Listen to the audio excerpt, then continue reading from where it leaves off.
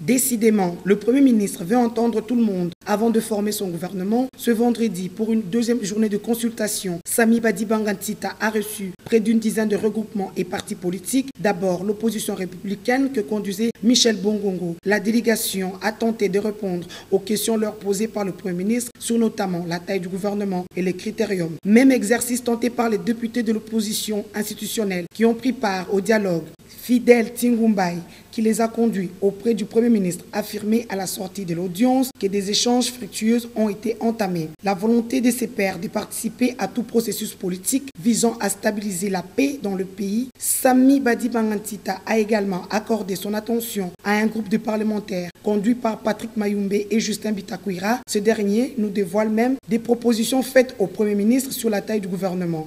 Nous pensons qu'une composition de 50 membres, ça pouvait avoir un peu plus d'espace pour les uns et les autres.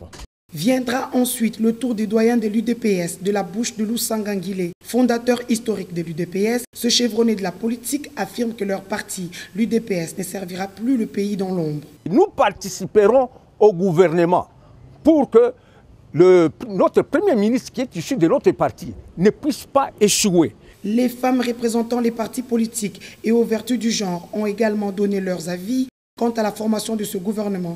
Angèle Makumbu, qui a répondu à nos questions, affirme avoir exprimé au Premier ministre leur souhait de voir les femmes se faire représenter à hauteur de 30% dans le prochain gouvernement. L'opposition extra-parlementaire, elle, s'est plus attardée sur les critériums. Pour Gaston Dindo, l'homme que va incarner chaque membre du gouvernement doit être couvert d'une compétence incontestable et d'une bonne vie et mœurs. A également franchi les portes du Premier ministre Sami Badibanga Ntita, le représentant du Rassemblement, premier signateur de l'accord du dialogue après conclusion des travaux. C'est en vertu de l'article 24. Willy Michiki qualifie le prochain gouvernement de réunificateur du pays. Le réseau de jeunes parlementaires a également été consulté par le Premier ministre. Patrick Mouyaya, qui a parlé en leur nom, plaide pour une représentation effective des jeunes, ont également exposé leurs propositions au Premier ministre. La délégation de l'Alliance des travaillistes pour le Congo, José Makila, lui, a discuté avec le Premier ministre sur le caractère inclusif du prochain gouvernement. Le Front des démocrates que conduisait